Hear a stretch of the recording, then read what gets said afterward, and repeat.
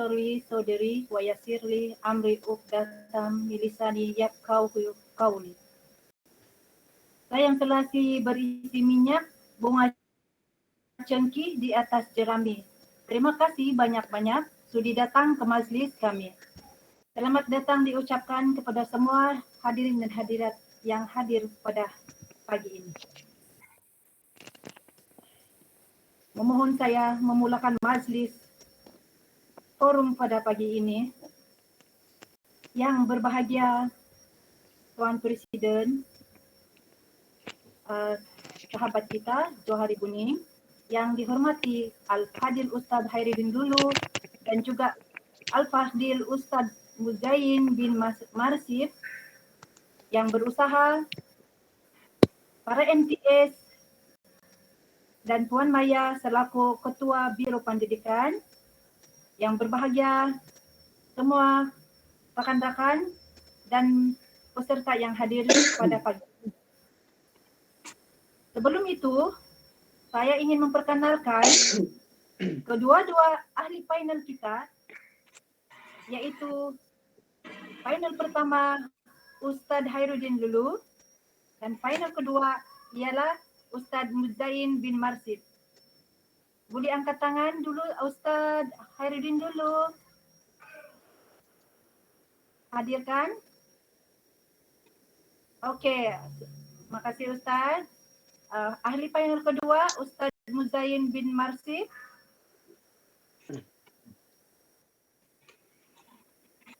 Okey, Ustaz sudah ada. Okey, mari saya perkenalkan panel pertama kita iaitu Ustaz Khairuddin Lulu. Beliau berasal dari Indonesia. Tempat tinggal sekarang adalah di Kampung Cibabaig, Penampang. Pekerjaan beliau ialah Processing Plan Manager Eksekutif Hala Infeng Group. Latar belakang beliau dalam pelajaran ialah kelulusan Sarjana Agama AIN Aludin, Ujung Padang, Indonesia, dan juga Master in Psychology Counseling dari UMS, University Malaysia, Sabah. Okey, seterusnya kita perkenalkan panel yang kedua, iaitu Al-Fadil Ustaz Muzain bin Marsif. Beliau berasal dari Jawa Timur, Surabaya, Indonesia, dan tempat tinggal sekarang adalah di Kampung Pandan, Kutatan. Beliau menjawat jawatan sebagai satu, da'i penceramah bebas di Malaysia dan Indonesia. Kedua, pengasas Hafiz Nurul Furqan, Sabah, di Malaysia juga.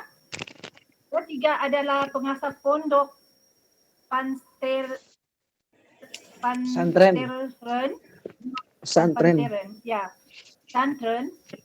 Nurul Furqan, Indonesia.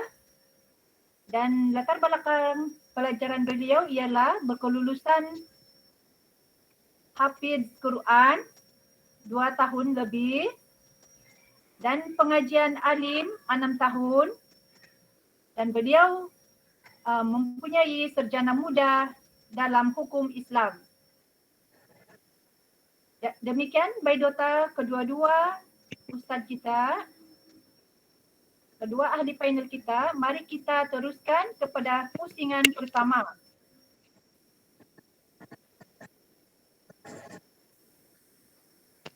Okey.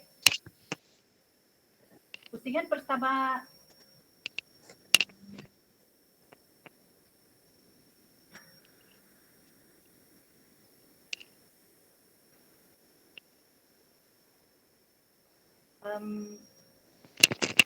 Puan Maya, boleh tolong share screen dia ke Pak? Ada screen.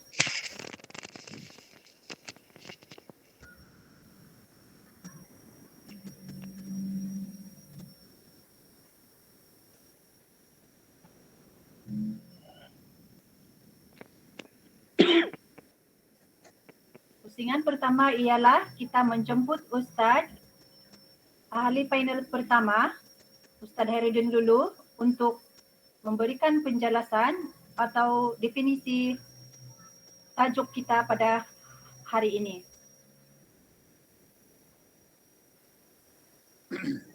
Bismillahirrahmanirrahim. Assalamualaikum warahmatullahi wabarakatuh.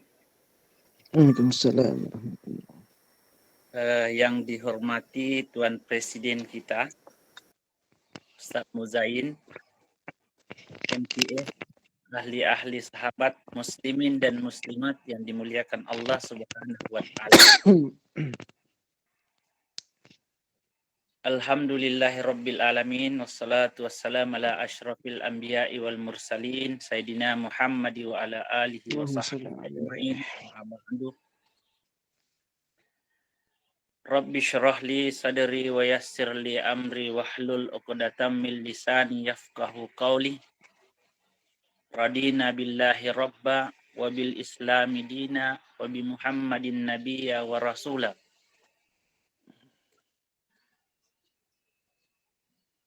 Muslimin muslimat yang dimuliakan Allah Subhanahu wa Ta'ala. Sekarang kita sudah berada di penghujung Sya'ban dan insya Allah nanti malam kita akan tarawih, seterusnya bersahur, berniat untuk puasa esok hari. Insya Allah semoga semua itu menjadi amal ibadah kita yang dijanjikan oleh Allah Subhanahu wa Ta'ala sebagai amalia Ramadan yang akan membuka pintu surga pertama, menutup pintu neraka, dan membelenggu syaitan-syaitan yang akan mempengaruhi manusia untuk melakukan kejahatan. Oke. Kita sekarang berada di bulan Sya'ban 1443 Hijriah. Ini bermakna bahwa umat Muhammad sallallahu alaihi wasallam sudah melakukan ibadah puasa selama 1442 tahun. Satu, puan-puan mesti ambil perhatian. Umat Muhammad sudah melakukan puasa Ramadan selama 1442 tahun. Kurang lebih seperti itulah. Oleh sebab kenapa puasa Ramadan diwajibkan pada tahun kedua Hijriah. Perlu dipahami dan diketahui bahwa Nabi kita Muhammad sallallahu alaihi wasallam berdakwah di Mekah selama 13 tahun. Kemudian berhijrah ke Madinah dan pada tahun kedua itulah turunnya ayat Al-Quran yang mewajibkan, menegaskan, memberi pelajaran berkaitan dengan wajibnya puasa Ramadan. Kita rujuk sedikit ayatnya dulu. A'udzubillahi minasyaitonirrajim. Ini di bulan Sya'ban ya diturunkan. Ya ayyuhalladzina amanu. Wahai orang-orang yang beriman, kutiba alaikumussyam, telah diwajibkan atas kamu berpuasa, kama kutiba alal ladzina min qablikum, seperti mana telah diwajibkan atas orang-orang sebelum kamu, la'allakum tattaqun, agar kamu bertakwa kepada Allah Subhanahu wa Ta'ala. Saya tidak mau berpanjang lebar tentang ayat ini, tetapi cuma saya ambil yang di penghujung saja. La'allakum tattaqun. Ulama tafsir membahaskan la'allakum itu mempunyai dua dimensi. dua pengajaran besar yang perlu kita ambil. La'allakum, yaitu sama ada kita mau atau tidak. Jadi pilihan. Tattaqun, untuk bertakwa kepada Allah Subhanahu wa taala. Datangnya Ramadan setiap tahun memberi pilihan kepada manusia yang beriman untuk bertakwa kepada Allah Subhanahu wa taala. Mau bertakwa atau tidak? Itu maksudnya bahwa bukan semua manusia yang berpuasa akan bertakwa. Tetapi adakah dia mau dengan puasanya dan amalia Ramadan yang datang sekali setahun itu akan dia mau bertakwa atau tidak? Itu terpulang kepada bagaimana kita menelusuri amalia Ramadan yang kita akan sebutkan pada hari ini. Oke, soalannya kepada saya itu baru pengantar ya tadi. Saya ulang sekali poin utamanya. Yang pertama, ingat umat Muhammad sudah melalui Ramadan selama 1442 tahun. Kurang lebih seperti itu. Kemudian kita sudah boleh mengira juga kita punya umur sejak bila kita masuk Islam, sejak kita sudah mumais, sejak bila kita balik, kita sudah kira berapa tahun sudah kita berpuasa Ramadan. Dan adakah puasa-puasa di tahun-tahun lalu tersebut sudah membentuk kita menjadi manusia yang bertakwa atau tidak? Saya pikir untuk takwa ini Ustaz Muzaid nanti akan jelaskan ya, saya tidak perlu jelaskan. Oke, berbicara tentang persiapan, sesudah sepatutnya dan sewajarnya menyambut tetamu mulia dengan persiapan adalah satu bahagian daripada agama kita. Ya. Adab menyambut tetamu adalah salah satu di antara perkara yang tidak boleh dilepaskan dalam diri kita sebagai hamba yang beragama, yang mengaku bertauhid kepada Allah Subhanahu wa taala. Sama ada Ramadan, sama ada tetamu yang datang ke rumah kita, sama ada tetamu Allah yang datang ke masjid, itu perlu ada adabnya, ada sambutannya. Saya tidak perlu berpanjang lebar sebab saya nampak saya punya masa diberi 5 menit saja. Saya terus saja kepada persiapan yang paling utama sebelum memasuki Ramadan adalah mantapkan keyakinan dan keimanan kita. Kurang lebih 7 juta manusia di dunia hari ini yang beriman dan Islam kurang lebih 2 juta.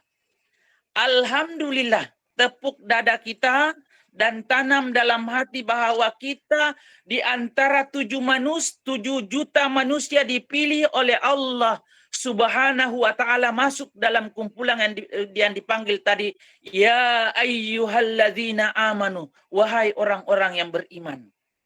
Alhamdulillah. Alhamdulillah, alhamdulillah. Dengan iman inilah akan membawa kita kepada kejayaan sama ada di dunia maupun di akhirat. Sebagai tambahan, hadirin hadirat sekalian, persoalan hidayah, persoalan iman, kedengarannya sangat senang Allah pilih kita. Tetapi nikmat di sebalik itu adalah sangat besar sekali. Sebagai renungan kepada kita begitu berharganya nikmat iman ini, satu ketika salah seorang di antara manusia yang paling dicintai oleh Rasulullah Sallallahu Alaihi Wasallam, setiap jam dia berdoa agar yang dicintainya itu masuk Islam. Tetapi apa yang terjadi sampai dia meninggal dunia tidak dapat hidayah daripada Allah Subhanahu wa taala. Sampai Nabi kita merasa sedih. Akhirnya turun, innaka la tahdi man ahbabta. Apa kata Allah? Wahai Rasulullah, wahai Muhammad, kamu tidak akan mampu memberi hidayah siapa yang kamu kehendaki. Walakinnallaha yahdi may yasha. Akan tetapi yang memberi hidayah itu adalah Allah Subhanahu wa taala. Saya sebagai Tuhan yang saya akan beri hidayah kepada siapa yang saya kehendaki. Syukur alhamdulillah tuan-tuan hadirin sekalian. Saya tidak kisahlah, tidak perlu kita kisahkan apa sebab kita masuk Islam. Sama ada perkawinan, atau sama ada kawan-kawan, sama ada guru dan lain sebagainya, atau kebaikan manusia-manusia di sekitar kita. Tetapi yang perlu dipahami dan disyukuri adalah itu adalah nikmat pilihan Allah Subhanahu wa taala kepada kita. Banyak bersyukur hadirin sekalian. Banyak bersyukur agar nikmat iman ini sentiasa berada dalam sanubari kita. Perlu diketahui bahwa Allah Subhanahu wa taala sudah berjanji bahwa akan memastikan 2 kalimat syahadat akan sampai di penghujung dunia ini. Tetapi Allah Subhanahu wa taala sama sekali tidak berjanji akan memastikan 2 kalimat syahadat sentiasa berada di sanubari setiap orang. Terpulang kepada kita bagaimana kita memastikan menjaga keimanan ini agar kita tetap berkumandang di dalam hati kita, asyhadu alla ilaha illallah wa asyhadu anna Muhammadar Rasulullah. Dan ini yang perlu kita persiapkan sebelum kita memasuki bulan Ramadan. Mantapkan iman kita. Banyak cara, saya tidak sempat untuk menyebutkan satu persatu bagaimana cara memantapkan iman kita, memperkuatkan iman kita yang Allah sudah titipkan kepada kita, yang Allah sudah berikan kepada kita. Yang jelas sekali, kita mestilah sentiasa berada di dalam peraturan-peraturan, undang-undang yang telah ditetapkan oleh Allah Subhanahu wa taala. Insya Allah iman kita akan bertambah dari masa ke semasa. Pastikan hidup dan kehidupan kita dengan amal ibadah sesuai dengan ajaran Allah.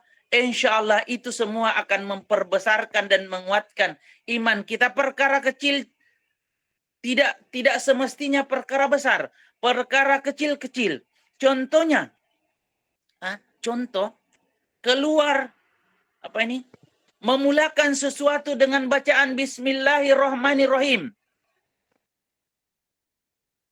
Habiskan sesuatu perkara dengan bacaan Alhamdulillah. Itu perkara nampak kecil, tetapi ini adalah perkara-perkara yang bila kita berterusan buat, insya Allah akan menjadikan iman kita kuat, dan pada akhirnya iman inilah mampu melaksanakan amalia Ramadan nantinya. Oke. Selain daripada itu, kita juga perlu persiapkan ilmu. Yalah kan, macam mana kita mau beramal kalau ilmu tiada? Mestilah kita tahu apa itu puasa, bagaimana cara berpuasa. Saya ambil sedikit saja contoh. Di dalam puasa itu ada yang dipanggil rukun, ada yang dipanggil syarat wajib. Rukun atau fardu sama. Jadi saya sebut sedikitlah kan. Fardu puasa ada 2, atau rukun puasa ada 2. Yaitu niat dan menahan diri daripada segala sesuatu yang membatalkan puasa. Itu perlu ilmu. Kalau kita tidak tahu, puasa tidak akan diterima. Bila kita mula berniat, masuk saja malam, maghrib, boleh sudah berniat untuk puasa esok.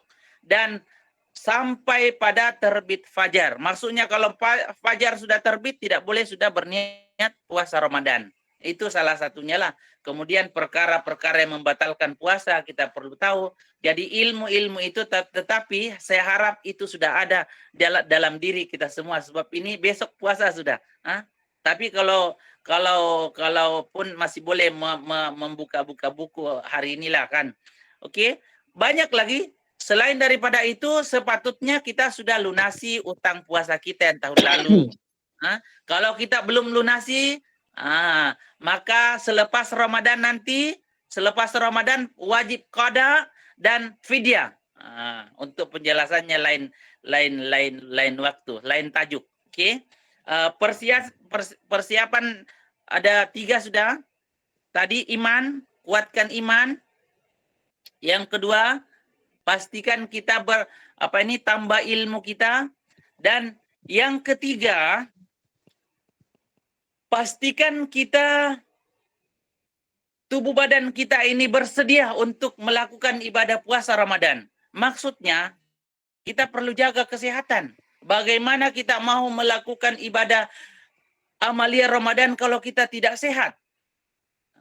Jadi perlu dijaga. Dan saya harap ini sudah semua kita laksanakan. Dan yang terakhir saya sampaikan, masa kita tidak panjang. Yang terakhir saya sampaikan, apapun ibadah di dalam bulan Ramadan nantinya, betulkan niat, innamal a'malu binniyah, sesungguhnya amal ibadah itu ditentukan dengan niatnya.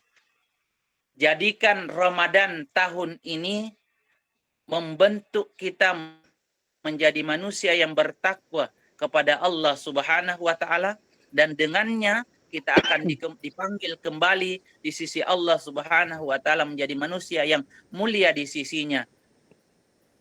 Inna akramakum indallahi atqakum.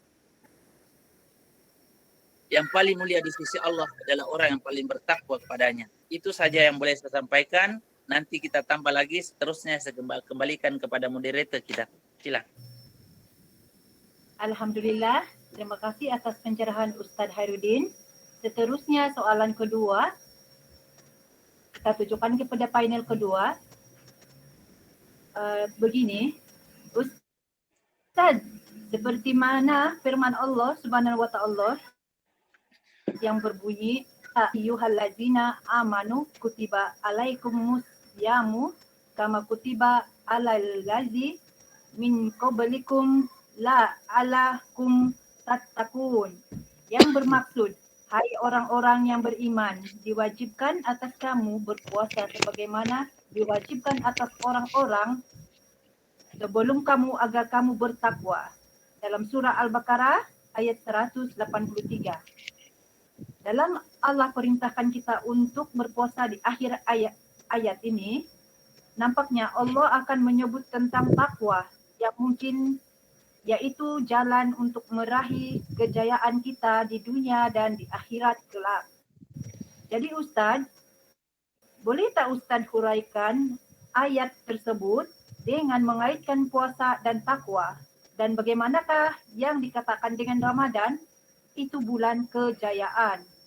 Dipersilakan Al-Fahdil Ustadz Muzain untuk menyampaikan dan mengupas ayat yang diminta. Dipersilakan Ustadz. Terima kasih. Assalamualaikum warahmatullahi wabarakatuh. Yang berbahagia Tuan Presiden kita, Tuan Johari, alladzi a'latana azamna wa akramnah, mudah-mudahan beliau selalu diberikan kesehatan panjang umur oleh Allah Subhanahu wa taala. Dan yang berbahagia guru kita bersama, guru saya juga, beliau Al-Ustadz Khairuddin, salah satu penunjuk jalan dulu pertama kali sampai di Sabah. Terima kasih ilmunya kepada saya juga Ustadz. Dan semua para jemaah, para hadirin yang dimuliakan Allah Subhanahu wa taala. Mungkin di dalam grup ini masih belum ada yang kenal saya. Sebab tadi perkenalannya agak laju disebutkan, nama saya Ahmad Muzain Mawardi, ya mungkin ada yang dari Tawau. Sebab kebetulan saya baru juga dari Tawau, dari Lahad Datuk, Rehla Dakwah di sana. Nama saya Ahmad Muzayyin Mawardi. Kalau di Sabah biasa di Teratak Fitra dipanggil Ustadz Muzayyin oleh Tuan Johari. Ya, nama saya Ustadz Muzayyin, boleh dipanggil Ustadz Ahmad, boleh juga dipanggil Ustadz Mawardi, tapi jangan dipanggil Ustadz Mawar, nanti jadi perempuan pula saya. Tuan-tuan yang dirahmati Allah Subhanahu wa taala, apa yang dijelaskan oleh Tuan Guru kita Ustadz Khairuddin, sebenarnya soalan ini sudah terjawab oleh beliau. Ini terkait dengan ya ayyuhalladzina amanu kutiba alaikumusiyam kama kutiba alal ladzina min qablikum la'allakum tattaqun. Jadi terkupas terkait dengan ayat ini. Jadi ayat ini menjelaskan ya ayyuhalladzina amanu, sebagaimana yang telah dijelaskan tadi oleh guru kita. Oleh karena ini soalan kepada saya, maka saya akan mengupas kembali dan saya akan menguatkan. Kata-kata di situ ada ya ayyuhalladzina amanu. Wahai orang-orang, alladzina bermakna orang-orang, amanu yang beriman. Jadi di situ tidak disebut ya ayyuhalladzi ya ayyuhan nasu, tidak. Tapi disebutkan ya ayyuhalladzina amanu, wahai orang-orang yang beriman. Di dalam Al-Qur'an itu biasanya kalau sudah amanu itu ada dua. Dia antara dia perintah atau dia adalah mengharuskan. Contoh ya ayyuhalladzina amanuku anfusakum, sama juga wahai orang-orang yang berimanku jagalah keluarga kamu dari api neraka. Yang ini tentang Ramadan. Bila mana amanu ada kata-kata amanu, di situ mesti ada perintah. Karena menunjukkan kepada siapa perintah itu. Kenapa tidak disebutkan ya ayyuhan nasu? Karena di situ menunjukkan kepada orang-orang yang beriman. Lalu siapakah orang-orang yang beriman itu? Adalah orang yang apa yang dikatakan guru kita tadi, bahwa yang pertama masuk kepada rukun Islam, yakni membaca rukun iman, membaca syahadat asyhadu an la ilaha illallah wa asyhadu anna muhammadur rasulullah, masuk kepada agama Islam. Jadi perlu kita juga minta persaksian kepada seseorang yang mana orang itu bisa menyaksikan kita bahwa kita baca syahadat.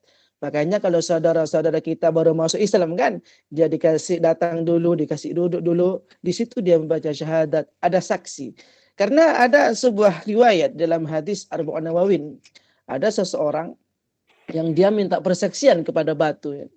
Dia asyhadu an la ilaha illallah wa asyhadu anna muhammadar rasulullah, wahai batu ini, saksikan saya hari ini juga saya ingin minta saksi kepada kamu bahwa saya mengucap kalimat la ilaha illallah, asyhadu an la ilaha illallah wa asyhadu anna muhammadar rasulullah.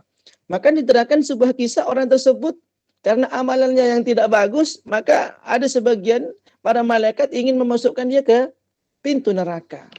Ketika mau dimasukkan ke pintu neraka, dari neraka yang pertama, maka pintu itu tertutup. Tertuliskan lafaz asyhadu an la ilaha illallah wa asyhadu anna muhammadar rasulullah. Batu yang di dunia itu menghalangi kepada pintu tersebut. Nah, pada akhirnya dipindah ke pintu yang lain, sama juga itu ditanya. Maka Allah Subhanahu wa taala memberitahu kepada malaikat, sesungguhnya batu yang diminta persaksian itu telah diterima oleh Allah Subhanahu wa taala dan dia menjadi saksi bahwa dia adalah orang yang beriman kepada Allah. Makanya kita perlu mengucapkan syahadat, minta persaksian pada saudara-saudara kita. Bila kita mati, kita ada saksi yang kita kuat bahwa kita adalah orang yang beriman. Kembali kepada ayat tadi, kalimat amanu. Ya, ada orang yang beriman. Bagaimana orang yang beriman? Kalau yang beriman tentunya mengerjakan apa perintah Allah, menjauhkan apa yang dilarang oleh Allah Subhanahu wa taala. Sama dengan apa yang dikatakan oleh guru kita tadi, Ustadz Fakhruddin, bahwa di situ ada dua kalimat. Saya bacakanlah satu persatu. Ya ayyuhalladzina, wahai orang-orang yang beriman, amanu kutiba. Maknanya kutiba itu ditulis. Tapi kalau di bahasa betulkan itu dikutiba menjadi wajib. Dikutiba, dituliskan. Atau kutiba, diwajibkan. Alaikum, atas kamu sekalian, asyamu, jadi fa'il, yakni asyamu, apa berpuasa. Kama kutiba, sebagaimana telah diwajibkan alal ladina, atas orang-orang min qablikum, sebelum kamu. Artinya puasa ini dari nabi-nabi terdahulu sudah ada, diwajibkan. Sehingga disimpan kata-kata, makanya dikatakan Ramadan. Apa itu makna Ramadan? Sebagian ulama berkata bahwa Ramadan itu adalah Arti daripada sungguh memanaskan. Ramadan sungguh memanaskan, artinya apa? Di dalam Ramadan itu betul-betul ada gairah, betul-betul ada keinginan, di situ ada ampunan daripada Allah Subhanahu wa taala yang sangat luar biasa, daripada dosa-dosa yang banyak. Dengan adanya bulan Ramadan, di situ diampuni oleh Allah Subhanahu wa taala. Jadi sebelum Nabi Muhammad sallallahu alaihi wasallam, puasa itu sudah diwajibkan. Makanya dikatakan di situ min qablikum, dari sebelum kamu. Dari Nabi Isa, terus semua memang ada. Tapi cara yang puasa yang dilakukan tidak sama dengan cara apa yang disebarkan kepada puasa-puasa seperti puasa yang Rasulullah kerjakan dan pada saat sekarang ini. Di situ ada la'allakum tattaqun. Betul apa yang dikatakan tadi Ustadz kita, bahwa la'allakum tattaqun itu ada makna. Yang pertama maknanya ingin. Makanya di situ la'allakum itu la'allah huruf harfu tanjih, yakni mengharap, harapan. Mengharap. Jadi dengan adanya bulan Ramadan, la'allakum barangkali tattaqun, kamu akan bertakwa kepada Allah. Karena kenapa? Sesungguhnya sikap takwa ini dijelaskan dalam Al-Quran, innallaha ma'alladzina taqaw walladzina hum muhsinun. Sesungguhnya Allah itu bersama dengan orang-orang yang bertakwa. Sesungguhnya Allah itu bersama dengan orang-orang yang berbuat kebaikan. Maka dari itu, mengapa disimpan la'allakum tattaqun? Karena di situ kunci pokok. Kunci pokok daripada seseorang itu meningkatkan diri kepada Allah Subhanahu wa taala. Apa yang ditingkatkan di bulan Ramadan? Kenapa disimpan la'allakum tattaqun? Karena di bulan Ramadan itu ada yang namanya melatih kita. Melatih kita, mulut kita, rohani kita. Makanya kata Imam Al-Ghazali di dalam kitabnya Mukasyfatul Qulub menjelaskan salamatur ruh fi qillatil atham. Selamatnya ruh itu dengan sedikitnya dosa yang kita miliki. Manakala dosa kita menjadi sedikit, dosa kita diampuni oleh Allah di bulan Ramadan, maka masuklah kita kepada yakni disebut tattaqun, orang yang bertakwa di sisi Allah. Tidak dinilai di sisi Allah karena kekayaannya. Tidak dinilai di sisi Allah karena dia mempunyai jabatan yang tinggi. Tidak dinilai di sisi Allah karena dia mempunyai kuasa yang kuat. Apa yang dikatakan oleh Ustaz Faridun tadi, bahwa yang dinilai indallahi atqakum, ketakwaan kita. Nah, bagaimana untuk melatih kita? Ketakwaan kita di bulan Ramadan. Nah, ini perlu kita pembahasan nanti. Tapi untuk sementara saya akan jelaskan. Yang pertama, untuk melatih kita, kalau sudah persiapan, sudah jelas tadi, dijelaskan oleh Al-Fadhil Ustaz Heruddin, bahwa kita harus mempunyai i'dadul ilmu, kemudian kita harus i'dadul quwah, kesehatan kita. Nah, kemudian, apa saya lupa ditulis tadi, yaitu adalah persiapan. Lalu, bagaimana sekiranya kita rohani kita ini melatih rohani, Ramadan melatih rohani kita. Makanya kata Al-Imam Al-Ghazali, selamatnya ruh itu sedikitnya dosa. Manusia nanti dia akan dikirim setelah ruh dicabutkan, dijumpakan dengan Allah.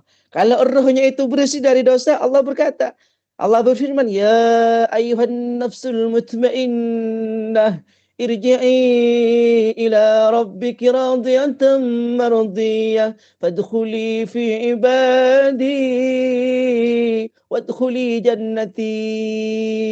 Ayat ini menunjukkan bila mana ruh tenang, dosa kita tidak ada kan. Kemudian kita meninggal dalam membawa kalimah la ilaha illallah, bersih daripada dosa, maka Allah memanggil suruh masuk ke surganya Allah. Tapi sebaliknya, bila rohani kita, ketakwaan kita sudah tidak ada, maka apa yang terjadi? Dia akan berkata. Bahkan sekarang dalam Quran dijelaskan orang-orang kubur berkata, qalu farji'na na'mal salihan inna mukinun. Mereka berkata, na'mal salihan, qalu farji'na.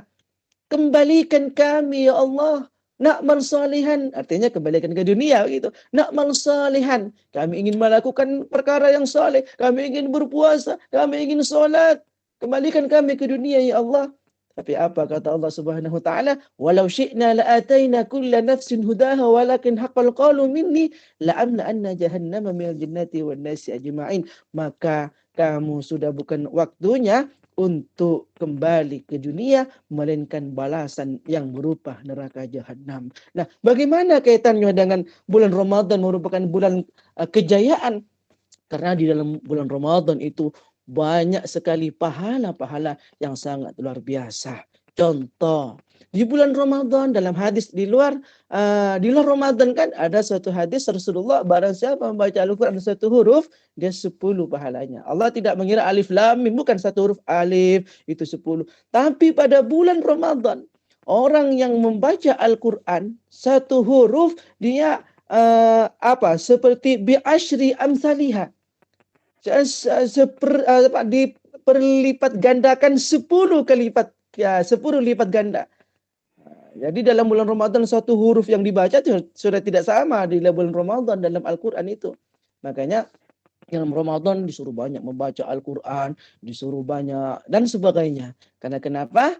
Dalam sebuah hadis Rasulullah Sallallahu Alaihi Wasallam, al-jannatu, surga itu rindu kepada siapa? Yakni kepada 4 golongan. Insya Allah nanti saya akan teruskan di soalan tersebut. Siapakah mereka? Yang pertama ahli Al-Quran, kemudian orang yang berpuasa di bulan Ramadan, kemudian orang yang memberi makan kepada orang miskin dan yang menjaga lisan. Itulah konsep dalam ketakwaan kita. Kejayaan di bulan Ramadan tidak disia-siakan masa di bulan Ramadan. Andaikan bulan Ramadan boleh 1 tahun, kita 1 tahun beribadah. Karena di dalamnya mengandung pahala, di dalamnya mengandung ampunan daripada Allah Subhanahu wa taala, sehingganya kita seandainya di bulan Ramadan kita sibuk saja berniaga sampai lupa membaca Al-Quran. Kita sibuk dengan bisnis kita, sibuk dengan pekerjaan kita, lupa kepada salat tarawih, lupa kepada kepada baca Al-Quran, lupa kepada sedekah.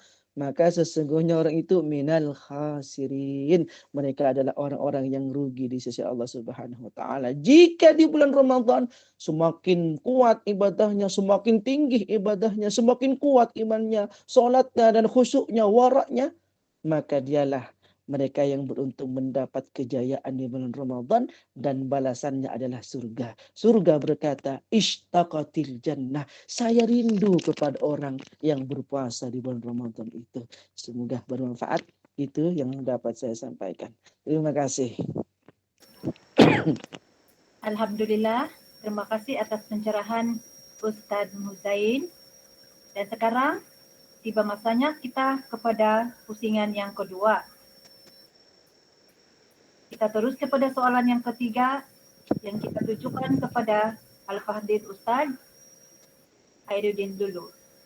Begini dalilnya. Jika kita renungkan nikmat yang Allah Subhanahu wa taala kurniakan kepada kita di bumi, bertua kita di Malaysia, khususnya di Sabah, ya Ustadz, syukur alhamdulillah kita masih hidup dengan aman dan damai dan dapat menjalankan dan dapat melaksanakan ibadah puasa bersama keluarga. Jadi, sehubungan dengan itu, saya mewakili hadirin pada kali ini ingin bertanya Ustadz, kiranya sepanjang pengalaman kita selama 2 tahun berturut-turut sehingga sekarang terkesan dengan penyakit pandemik COVID-19, apakah yang boleh kita lakukan bersama ahli keluarga sepanjang Ramadan kali ini bagi menghidupkan lagi suasana bulan Ramadan yang penuh barakah ini, supaya keluarga kita semua akan mendapat rahmat dan sentiasa diberkati oleh Allah Subhanahu wa taala. Dan kita persilakan Al-Fadhil Ustadz Khairuddin untuk memberi pencerahan. Dipersilakan Ustadz. Oke, terima kasih moderator kita. Terima kasih Ustadz. Jangan terlampau puji Ustadz, nanti kembang pula saya. Alhamdulillah Ustadz. Semua setiap orang ada kelebihan dan ada kekurangan, dan saya banyak kekurangan Ustaz ya. Saya lagi banyak kekurangan. Malu saya Ustaz kok besar-besarkan. Oke, terus kepada soalan ya. Amalan-amalan yang kita boleh buat di musim pandemik. Hukum ajaran agama kita, sekali lagi saya Saya ulang, tidak akan dibatasi oleh situasi, kondisi, keadaan, dan apa juga. Dia tidak akan dibatasi. Agama kita adalah universal, bersifat keseluruhan, dan tidak akan dibatasi oleh apa juga keadaan. Itu satu perlu dipahami. Yang batasi itu adalah barangkali keterbatasan kita memahami hukum-hukum yang ada. Oke, itu yang perlu yang pertama kita pahami. Saya ulang sekali, ayat di penghujung tadi yang dikatakan bahwa la'allakum tattaqun, ya, tujuan kehadiran Ramadan sekali setahun jelas agar bertakwa. Ya, bukan tercari-cari, bukan sesuatu yang kabur di pandangan kita, tetapi ia jelas. La'allakum tattaqun.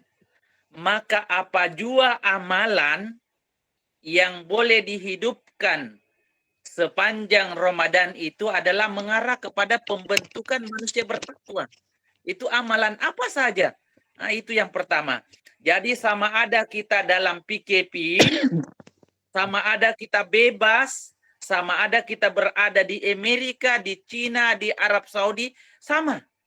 Tidak dibatasi. Yang jelas, tujuan utamanya adalah bertakwa.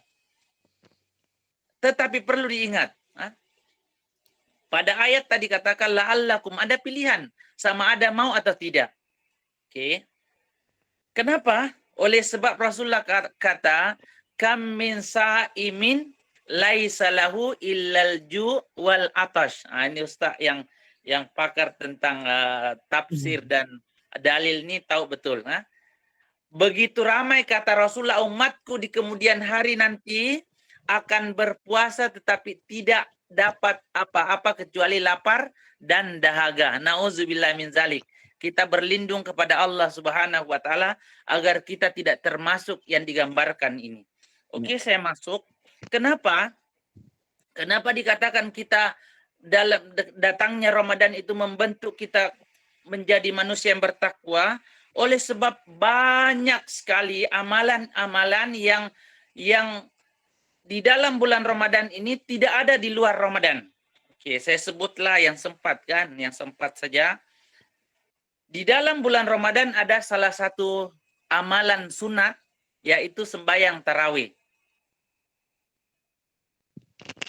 Dalam hadis disebutkan bahwa man qama ramadana imanan wahtisaban ghufira lahu ma taqaddama min zambi. Saya ringkaskan. Sesiapa yang mendirikan malam-malamnya di bulan Ramadan dengan iman, ikhlas, karena Allah mengharapkan keredaan Allah Subhanahu wa taala, mau bertakwa, maka diampunkan dosa-dosanya lalu. 1. Hidupkan qiyamul lail, yaitu tarawih dan apa-apa sembahyang malam. Insya Allah itu amalan boleh dilakukan di rumah kita, boleh dibuat di office kita, boleh dibuat di masjid, mana-mana kita boleh buat. Tidak dibatasi ruang dan waktu, dan tidak dibatasi oleh pandemik. Kita boleh buat. Tidak dikata mesti sembahyang di masjid, tidak. Yang penting mangqama ramadana, itu janji Allah Subhanahu wa taala. Jadi akan janji Rasulullah akan diampunkan dosa-dosanya lalu. Oke, yang kedua, hidupkan sunnah Ramadan. Kalau tidak sempat ke masjid oleh sebab kekangan masa atau tidak boleh menghadiri keramaian dan lain sebagainya, tetapi insya Allah tahun ini sudah dibuka. Boleh ramai-ramai ke masjid. Alhamdulillah. 1 Ramadan, 1 April sudah sapun sudah dirapatkan. Jadi maksudnya kuantiti jemaah kembali semula kepada dulu-dulu lah.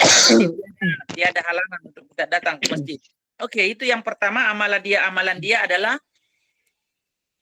hidupkan malam-malam Ramadan. Oke. Yang kedua, diberikan kemudahan kita untuk melakukan apa saja amal. Di dalam bulan puasa ini kita diberikan kemudahan untuk melakukan amal-amal ibadah. Senang saja amal ibadah kita buat. Berbanding dengan di luar bulan suci Ramadan. Kenapa?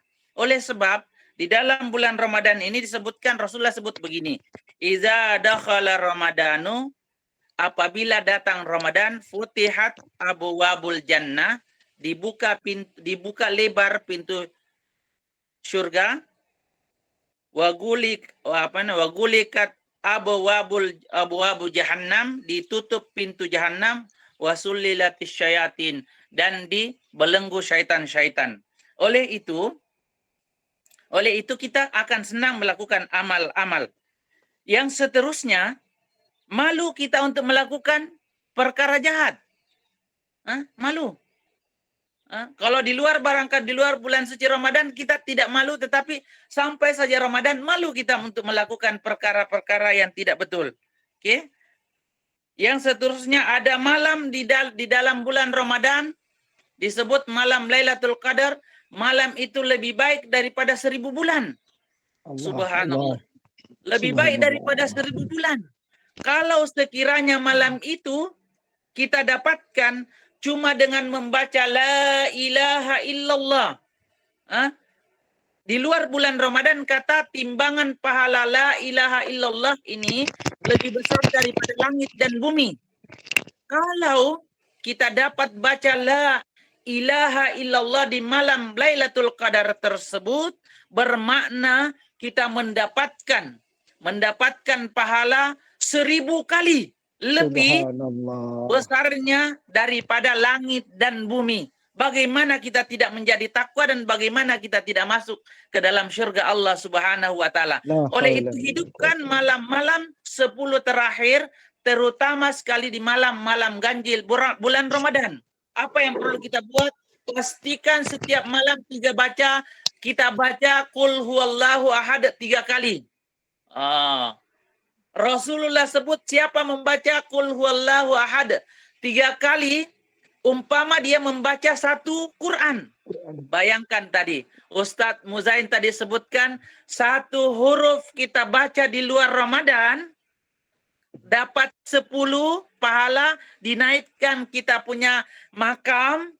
Dan kalau di bulan Ramadan macam mana? 1 Quran, pastikan setiap malam Ramadan ini kalau boleh, jangan lepas baca 3 kul dan Qul huwallahu ahad 3 kali setiap malam. Supaya tidak terlepas Lailatul Qadar kepada kita dan pahala-pahala yang sangat banyak. Saya rayu diri saya rayu tuan-tuan, puan-puan semuanya, jangan lepaskan bacaan 3 kul sebelum tidur. Oke. Pastikan baca Qul huwallahu ahad 3 kali, dia dianggap baca keseluruhan Al-Quran.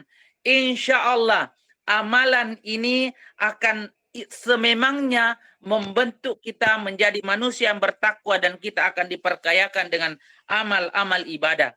Banyak lagi amalan-amalan yang disebutkan di dalam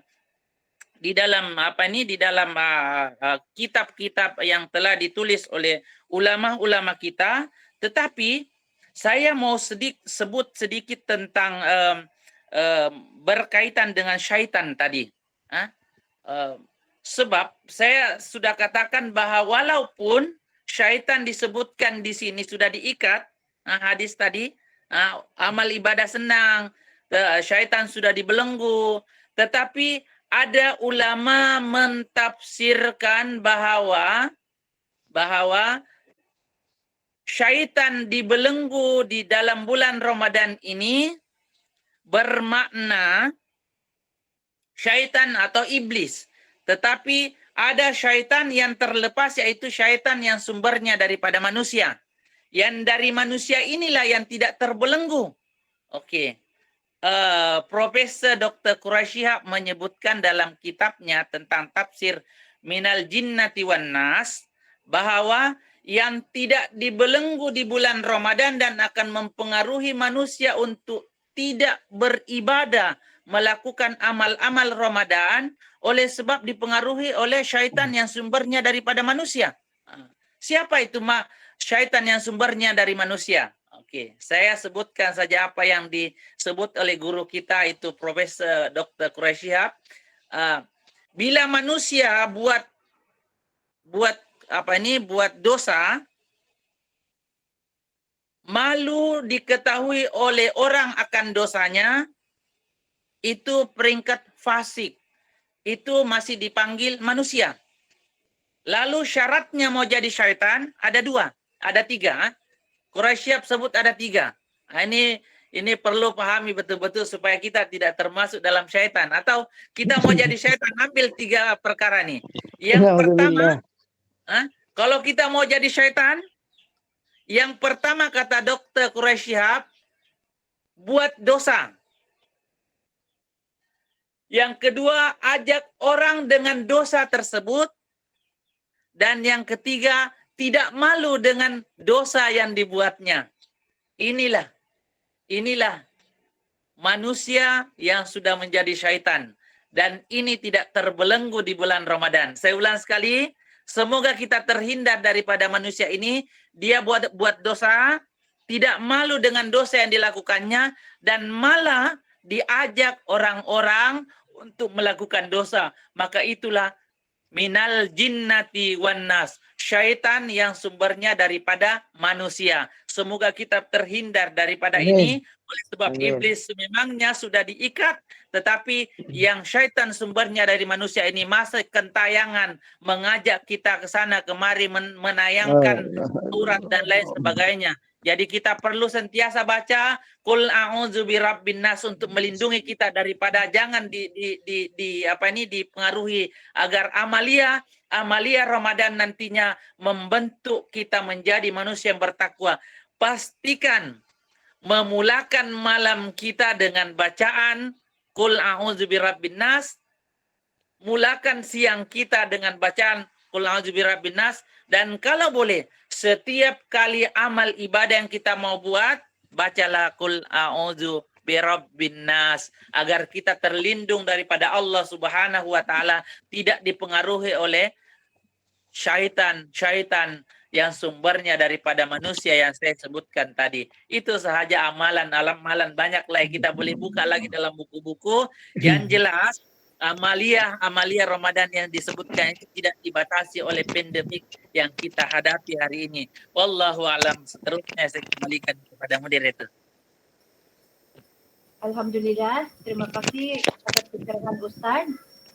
Jadi kawan-kawan dan rekan-rekan semua, kita sudah maklum bahwa bulan Ramadan bukan PKP ataupun bukan pandemik COVID-19, bukan alasan untuk beribadah. Jadi kita harus jangan lepas bacaan Qul 30 setiap malam di bulan Ramadan, yaitu surah Al-Ikhlas, surah Al-Falaq, surah Al-Nas. Seterusnya,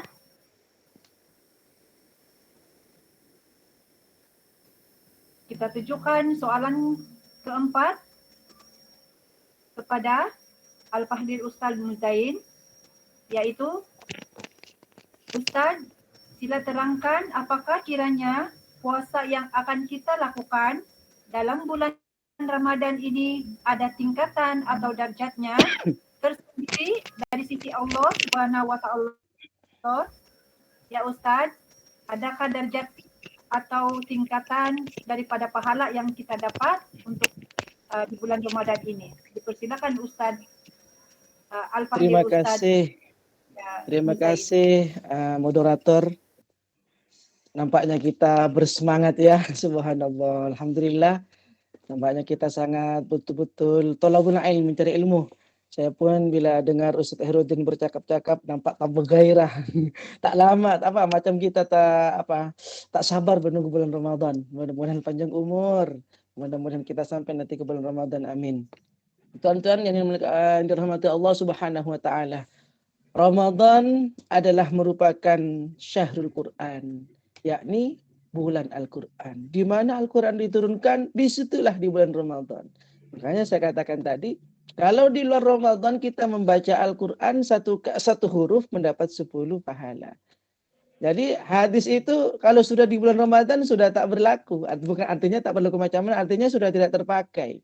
Apa yang dipakai di bulan Ramadan, yakni yang dipakai hadis dikatakan oleh Sayyidina Abdullah bin Mas'ud bahwa bacanya Al-Quran seseorang di bulan Ramadan bi asyri amsaliha. Jadi berlipat ganda, 10 lipat ganda bacaan Al-Quran. Makanya apa yang dikatakan beliau tadi bahwa Al-Quran adalah sangat penting. Walaupun surah Al-Ikhlas 3 kali baca. Kalau perlu ada telepon, kasih betul kita punya bacaan. Baca qul huwallahu ahad, Allahu. Kalau perlu tahu sama artinya, apa maksudnya. Kul katakan Muhammad bahwa Allah itu satu, itu nanti belajar sendirilah. Jadi bila mana kita mampu dalam bulan Ramadan, bacalah dalam bulan Ramadan Al-Quran itu 1 juzuk 1 hari. Bagi yang sudah biasa menghafal, baca 5 juzuk. Kalau misalkan 1 juzuk tak mampu, sehari baca setengah juzuk. Setengah juzuk tidak mampu, misalkan kan kita tak mampu kan, baca 1 lembar. Macam mana caranya? Selepas sholat. Kalau misalkan setiap selepas sholat kita baca 2 lembar, 1 hari kita sudah 1 juzuk. Bermakna kita di dalam bulan Ramadan kalau sampai 30 hari, bermakna kita sudah boleh hatam 30 juzuk. Subhanallah. Luar biasa pahalanya. Jadi macam mana caranya? Setelah sholat bacalah 2 lembar saja. Karena penat. Lepas itu kalau setelah sholat zuhur, baca lagi 2 lembar, sudah 4 lembar. Baca lagi asarnya, nampak sudah 1 juzuk. Kalau sudah sampai 30 hari, sudah hatam 30 juzuk. Tak mampu 2 lembar tuan-tuan, boleh dibaca berapa? 1 muka. 1 muka tak mampu setiap hari kan? Boleh baca setengah muka.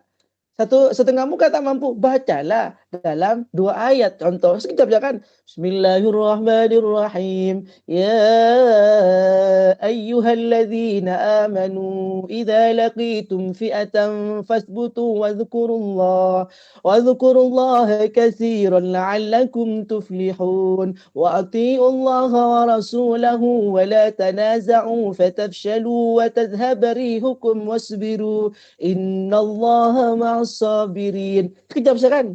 Tak sampai 2 minit insyaAllah ya. 2 ayat. 2 ayat tak mampu, 1 ayat. Sibuk Ustaz, 1 ayat tak mampu. Itu terlampau namanya. Terlampau malas kita mau membaca Al-Quran. Di situlah tentang Al-Quran. Bagaimana Ustaz? Apakah di bulan Ramadan ini ada tingkatan-tingkatan tertentu? Kata Allah Subhanahu wa taala, Ramadan asyamu li wa ana a'jizhu. Ramadan itu adalah puasaku dan saya sendiri yang akan memberikan pahalanya kepada mereka. Sebenarnya kita berpuasa, kita melakukan ibadah ini untuk siapa? Untuk kita lah. Dalam hadis qudsi kan? Ya ibadi, law anna awwalakum wa akhirakum wa insakum wa jinnakum kanu al-atqa qalbi rajulin wahidin minkum ma zada dzalika min mulki syai'ah. Dalam hadis qudsi ini, kata Allah, wahai hambaku, sesungguhnya saya menciptakan golongan jin daripada jin yang pertama, golongan manusia daripada manusia yang pertama, sampai kepada manusia dan jin yang terakhir saya ciptakan. Misalkan di antara mereka tidak ada satupun yang menyembah kepadaku. Di antara mereka disuruh berpuasa, tidak mau berpuasa, tidak menyembah kepadaku. Apa kata Allah? Ma naqasah dzalika min mulki syai'. Ma zada dzalika min mulki syai'a. Sesungguhnya kerajaanku tidak akan berkurang. Begitu juga sebaliknya. Ya ibadi law anna awalakum wa akhirakum wa insakum wa jinnakum kanu ala atqa qalbi rajulin wahidin minkum ma zada dzalika min mulki syai'a. Saya menciptakan jin daripada yang pertama. Saya menciptakan manusia dari Adam dari yang pertama. Sampai kepada yang paling terakhir nanti. Di antara mereka semua sujud kepada saya. Muslim semua. Kemudian orang-orang tersebut, hamba-hamba saya semuanya berpuasa. Satu pun tidak ada yang durhaka kepada saya. Apa kata Allah? Di antara mereka satu pun tidak ada yang menyembah kepada saya. Kata Allah Subhanahu wa taala, "Ma naqasa dzalika min mulki syai'a." Sesungguhnya pekerjaan itu tidak akan menyebabkan kurangnya kerajaanku. Terus pertanyaan sekarang, untuk apa kita berpuasa? Untuk apa kita beribadah? Kata Allah, ya ibadi, innama hi a'malakum uhsiha lakum thumma uwaffikum iyyaha faman wajada khairan falyahmadillah. Puasa kamu, salat kamu, bacaan Al-Quran kamu, uhsiha, saya kumpulkan itu. Kemudian saya sucikan. Dan nanti saya akan kembalikan kepada kamu. Faman wajada khairan. Maka barang siapa mendapat catatan yang baik. Ucapkan Alhamdulillah. Andaikan dia tidak mendapatkan yang baik. Fala yalumanna illa nafsa. Maka janganlah kamu mencela kecuali kepada diri kamu sendiri. Kenapa disuruh puasa tidak puasa? Di bulan Ramadan seharusnya kamu berbanyak istighfar dan membaca Al-Quran, kamu tidak mau. Makanya suatu ketika ada salah satu sahabat, ada satu umat Rasulullah dikisahkan dalam sebuah riwayat. Jadi yang orang tersebut dia mau disiksa oleh malaikat. Sebelum masuk ke neraka sudah disisa, sudah diseret. Nampak, terlihat mengangkat tangan kepada Rasulullah. Ya Rasul, syafi'ni ya Rasulullah. Berikan saya syafaat ya Rasulullah. Maka Rasulullah karena melihat umatnya, kasihan, dialah mengangkat tangan.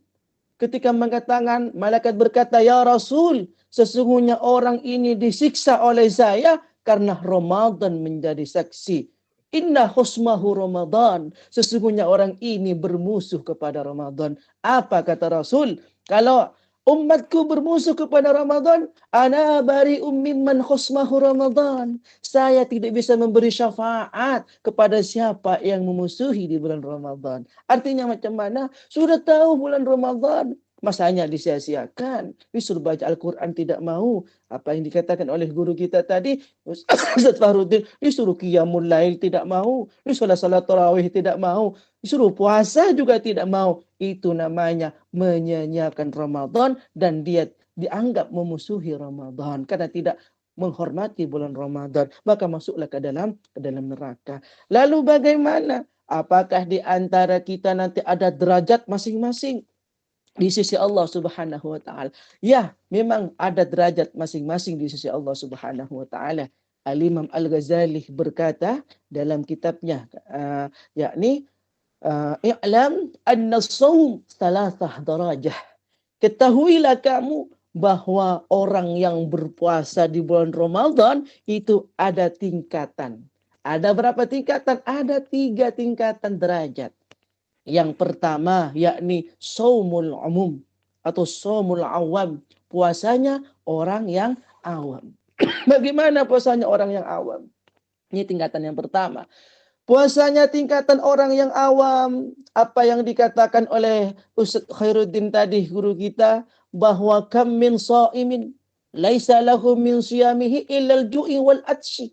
Berapa banyak di antara mereka berpuasa hanya menahan lapar, hanya menahan haus, tapi tidak mendapat nilai-nilai puasa di dalamnya, tapi tidak dapat pahala yang ada di dalamnya. Karena kenapa? Karena dia sia-sia. Bagaimana yang dimaksud yang pertama? Yakni tingkatan yang pertama, puasanya orang yang pertama ini shaumul awam, orang yang awam. Dia menahan lapar, dia menahan haus, tapi dia masih melakukan barang-barang yang tidak disukai oleh Allah. Disuruh sholat malam dia tidak mau, disuruh zikir tidak mau, disuruh sholat tarawih tidak mau ya. Makanya nanti kalau sahur ya tuan-tuan, kalau sahur, kalau sungkai, Allahu Akbar, minum dulu. 3 kali kan. Kalau ada kurma dulu, setelah itu sholat maghrib. Setelah itu jangan terlampau kenyang karena kita ada sholat tarawih. Ini yang pertama. Mereka mendapat puasanya tetap tidak berdosa, tapi mereka tidak ada dapat pahala yang besar di sisi Allah karena mereka menyia-nyiakan waktu masa di bulan Ramadan. Itu tingkatan yang pertama kata Imam Al-Ghazali. Kemudian tingkatan yang kedua apa kata Imam Al-Ghazali? Yakni shaumul khusus atau shaumul khusus, yakni puasanya orang-orang yang khusus. Tingkatan yang kedua ini. Siapakah mereka? Mereka itu menahan lapar, mereka itu menahan haus, tapi juga mereka menahan yang namanya puasanya bukan cuma menahan haus dan lapar, matanya juga berpuasa, ya kan? Matanya juga berpuasa, tidak melihat aurat. Kayak kalau laki-laki ini tak banyak lah. Kalau laki-laki jalan ke situ poin kan, contoh berpuasa. Bila nampak apa itu di sana kan banyak orang-orang kadang pakai solar pendek kan Tuan Johari ya kan. Pakai solar pendek kan. Jadi nampak mata astagfirullahaladzim satu kali. Kalau dua kali berdosa sudah. Macam mana kalau satu kali diam-diam saja tambah astagfirullahaladzim silakan sama juga tambah dia berdosa. Jadi jaga mata. Mata juga berpuasa, lisan kita berpuasa kan, telinga kita berpuasa, tangan kita, seluruh anggota badan apa-apa yang dilarang, syahwat kita dilarang. Dalam berpuasa janganlah tengok gambar-gambar yang sekarang kan zamannya apa? TikTok ya, TikTok. Begini-begini itu kan tak perlulah kita. Tak perlu yang tengok-tengok macam tu kan. Nah, daripada begitu bagus kita bersolawat. Kalau solawat kan sallallahu ala Muhammad kan. Sallallahu alaihi wasallam. Sallallahu ala Muhammad. Sallallahu alaihi wasallam. Kalau tak dapat mengaji solawat daripada menyanyi. Dulu aku suka padamu, dulu aku memang gila. Tak pantas, tak sesuai. Sesuaikan dengan lisan juga jaga kita. Supaya kenapa? Supaya kita terjaga oleh dalam bulan Ramadan itu tingkatan yang nomor 2. Nah, siapa yang mengamalkan tingkatan yang nomor 2 ini? Yakni somul khusus, yakni puasanya orang yang tertentu, menjaga anggota badannya, menjaga sholat 5 waktunya, berjamaahnya, membaca Al-Quran, bermunajat, menyadarkan diri, maka ini termasuklah puasanya orang-orang yang soleh. Semoga kita dapat di tingkatan yang nomor 2. Kemudian kata Al-Imam Al-Ghazali, tingkatan yang ketiga, puasanya ini jarang dimiliki oleh semua orang, kecuali oleh tertentu. Siapakah mereka? Saumul khususal khusus. Puasanya orang-orang yang tertentu. Siapakah mereka? Yang dimaksud ini adalah di dalam hadis ala fa inna fil jasad. Sesungguhnya di dalam badan itu ada sekumpal daging. Apabila daging itu bagus, seluruh badan akan menjadi bagus. Dan amaliannya menjadi bagus. Apa dia? Dia adalah hati. Tonton ada hati semua kan ya? Ada hati. Di mana hati kita? Terletak di sini. Hati kita. Nah, yang tingkatan nomor 3 ini, puasanya orang yang seperti ini, dia bukan cuma puasa menahan lapar dan haus. Dia bukan cuma menahan seluruh anggota tubuh berpuasa, bukan. Tapi hatinya dia juga berpuasa. Macam mana hatinya berpuasa? Hatinya selalu ingat kepada Allah di bulan Ramadan. Allah, zikir di bulan Ramadan. Dia simpan di poket Al-Quran kecil-kecil. Hatinya ingat kepada Al-Quran. Bila mana dia sibuk dengan perkara yang lain, dia merasa rugi. Hatinya dia merasa berpuasa. Malah tingkatan yang seperti ini, sampai-sampai ahli sufi, ahli tasawuf mengatakan puasanya orang yang menjaga qalbu, menjaga hatinya, dia lalai kepada Allah, terlupa daripada Allah, merasa dia sedih. Dalam Ramadan bukan cuma siang, malam pun ketika dia lupa kepada Allah di bulan Ramadan, dia merasa sedih hatinya. Karena kenapa? Karena merasa rugi tidak ingat dengan Allah. Makanya tingkatan yang nomor 3 ini yang sangat berat. Karena tingkatan ini yang diperoleh oleh para ulama-ulama yang ahli ibadah, yang fokus di bulan Ramadan dengan ibadah saja. Artinya bekerja juga bekerja, tapi sambil bekerja sambil bersambung dengan Allah. Hatinya, rohaninya dijaga, hatinya tidak mengeluarkan kata-kata yang buruk kepada orang, tidak mengeluarkan kata-kata yang menyebabkan kebencian kepada orang. Tingkatan yang nomor 3 ini somul khusus kata Al-Imam Al-Ghazali, bahwa tingkatan yang tinggi di sisi Allah Subhanahu wa taala. Mudah-mudahan kita nanti mendapat tingkatan yang nomor 3 insya-Allah, sehingga kita melatih hati kita tidak terlampau cinta kepada dunia, tidak.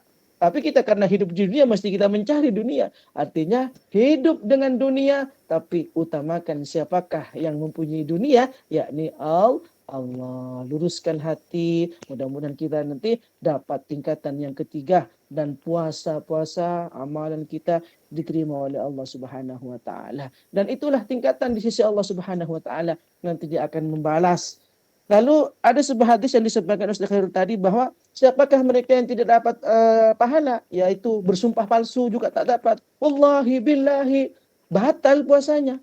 Yang puasanya tak batal, tapi pahalanya yang batal. Berkata-kata bohong, berghaibah, berfitnah dan sebagainya. Mudah-mudahan di dalam Ramadan nanti kita niat sudah Ramadan masuk, lisan saya tidak akan banyak berbicara yang tidak penting kecuali baca Al-Quran.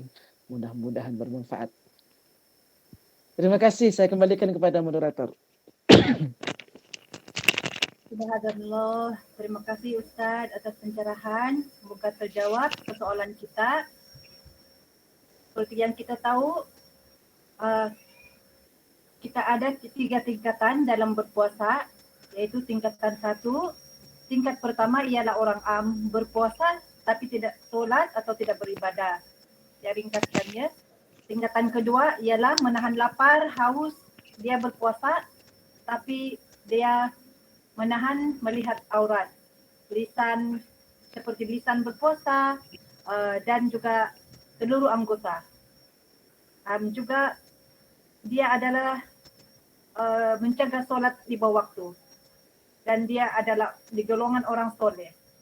Kemudian tingkatan yang ketiga ialah orang yang khusus. Yaitu bukan cuma berpuasa, tetapi hatinya juga berpuasa. Ingat kepada Allah setiap masa dan ingat kepada Quran. Ingin membaca Quran setiap masa di bulan Ramadan. Dan tingkatan ketiga ini, orang yang khusus ini juga mencegah hatinya balik kepada Allah. Dan seterusnya, kita masuk kepada pusingan ketiga. Kembali kepada Al-Fahdil Ustaz Khairuddin. Soalannya begini. Ustaz, bagaimanakah kaum muslimah dapat mengelakkan ibadah puasanya sekiranya mereka ada keuzuran seperti haid, nifas, dan adakah mereka tidak mempunyai peluang untuk meraih pahala seperti orang yang sedang berpuasa? Jadi Ustaz, memohon pencerahan dari Ustaz atas soalan yang ditujukan. Dipersilakan Ustaz Khairuddin dulu. Dipersilakan.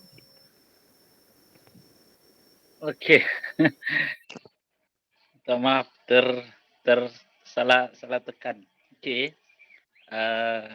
Saya panjangkan sedikit nih soalan. Saya tambahkan sedikit. Perkara yang tidak boleh dibuat oleh wanita yang uzur adalah solat, tidak boleh solat, puasa. Imam Asy-Syafi'i kata tidak boleh baca Quran dan tidak boleh membawa Al-Quran, tawaf, dan jima atau berhubungan dengan suami istri. Ini tidak boleh dibuat, tuan-tuan, puan-puan.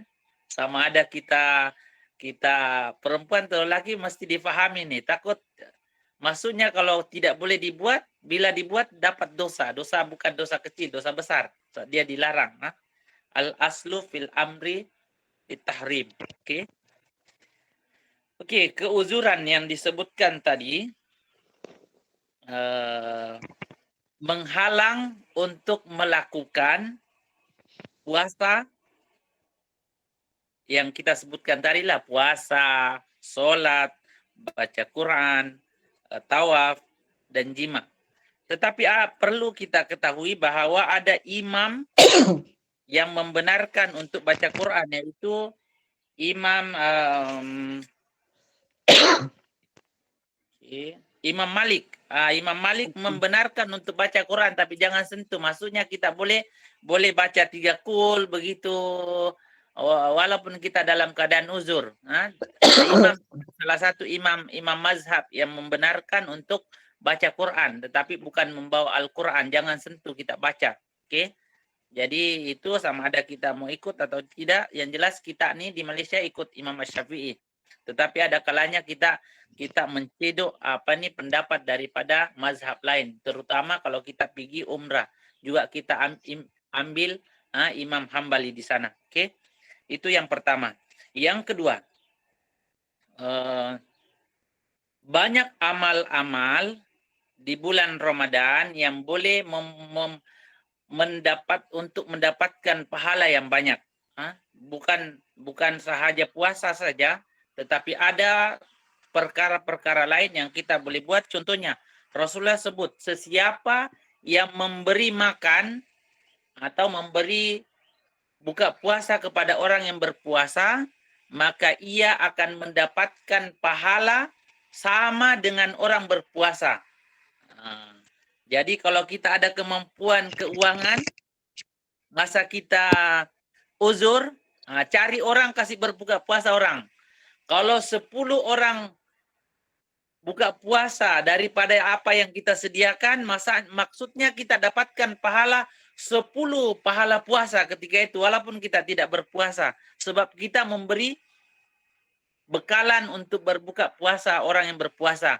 Rasulullah sebut dia akan mendapatkan pahala seperti pahalanya orang yang berpuasa tersebut dan tidak mengurangi sama sekali pahala orang yang berpuasa. Oke. Jadi kita yang uzur mau dapat pahala, cari orang untuk kasih berbuka puasa. Antar kurma ke apa, tidak kisah sama ada air kah, sama ada kepayas kah,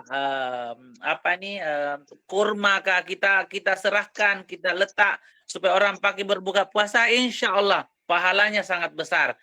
Rasulullah sebut memang sama dengan orang yang berpuasa. Jadi banyak apa-apa amal ibadah, amal ibadah selain daripada yang saya sebutkan tadi, itu semua akan menjadikan kita sama pahala kita dengan orang yang berpuasa. Jadi jangan sedih, jangan putus asa, walaupun uzur, dia ada peluang untuk mendapatkan pahala yang banyak.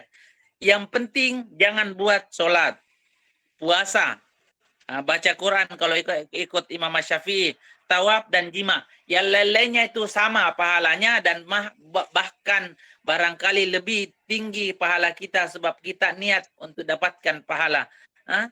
Terutama sekali memberi makan orang yang berpuasa. Pahala akan berlipat ganda. Oke.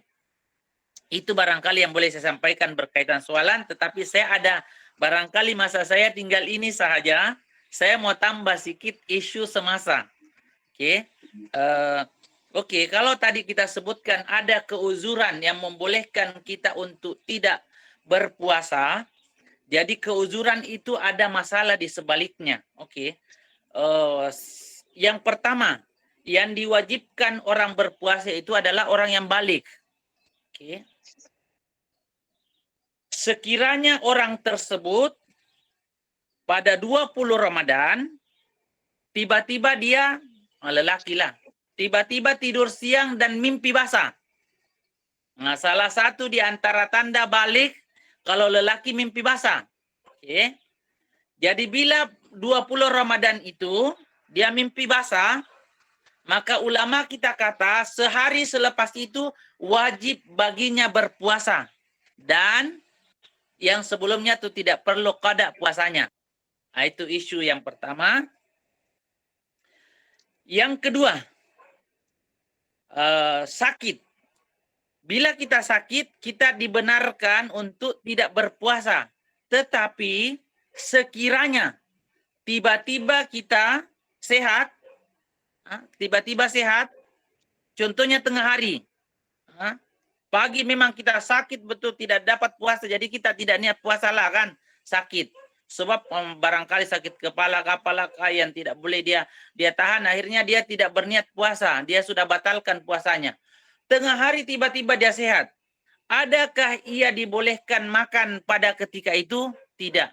Ulama kita bagi tahu bahwa bila kita sehat saja pada tengah hari, maka maka kebenaran untuk buka puasa tadi terhenti di situ. Maka kita seharusnya menahan puasa atau berpuasa juga daripada sehat sampai maghrib. Jangan kata aku tidak puasa, aku hantam sejaklah makan. Tidak boleh seperti itu. Ulama kata tahan. Kita pun wajib sudah berpuasa ketika itu walaupun puasanya menahannya dari dia sehat itu. Oke. Yang seterusnya musafir. Bila kita bermusafir, kita dibenarkan untuk tidak berpuasa. Jadi isunya seperti ini.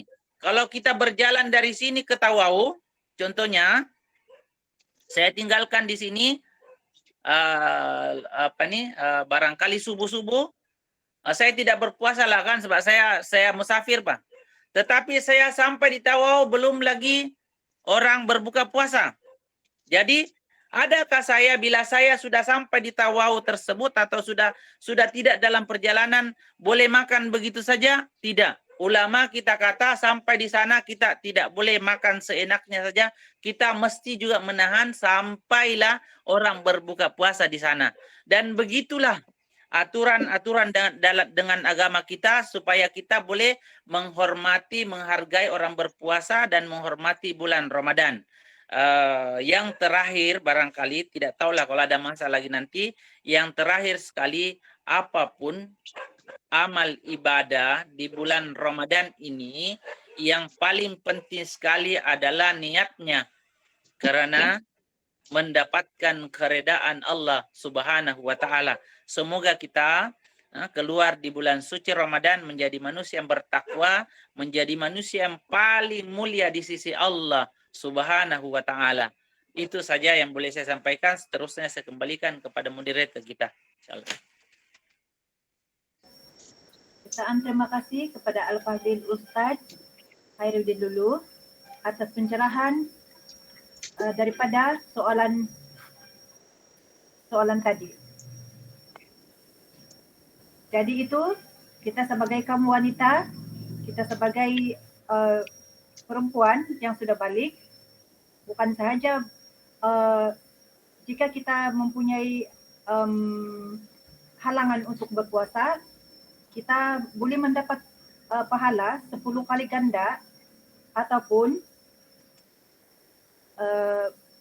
banyak pahala, mendapat pahala daripada memberi makan orang yang berpuasa. Kita sebagai wanita.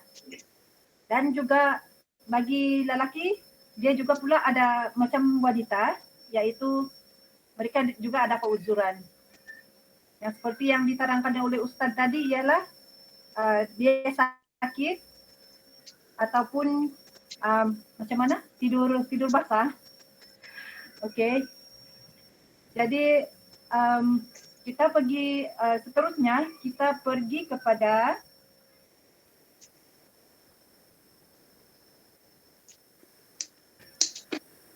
soalan ke-6.